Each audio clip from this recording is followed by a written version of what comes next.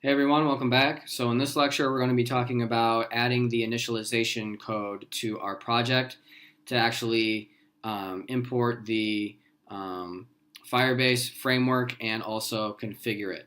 So below here, you'll notice that under the Swift tab, we have import Firebase and Firebase app.configure.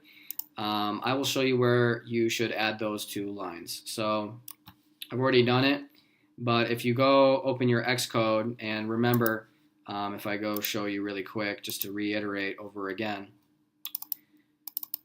you're going to want to open from now on your project in Firebase setup.xc workspace. You want to launch it with this file, so you don't run into any confusion trying to run your project from here.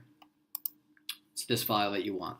So if I go over to my Xcode and you go over to your appdelegate.swift file, if you're not really familiar with appdelegate.swift, that's okay. Just understand that your application uses the methods that are defined in here to manage its state during the runtime and how it launches.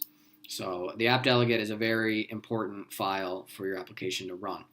So, but for our purposes, the two lines that are specified over in our wizard is the import Firebase and the Firebase app.configure. So you want to import it here below UIKit, and under the application method, you want to add Firebase app.configure.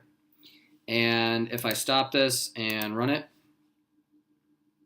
down in the console here, you'll see Firebase Analytics and a bunch of information on Firebase running on our application. I won't go over it now, but you should see something to this effect to verify that, yes, in fact, Firebase is incorporated and running in my app. So that's how you get your application working with Firebase. In the following sections, we're going to be going over many of the features that are included in the Firebase framework, and I'll show you guys different applications for each so that you can think about how to incorporate these ideas into your own applications, and we're going to start to see the true power of Firebase as a backend for our applications. So I look forward to the next section, and I will see you guys later. Bye.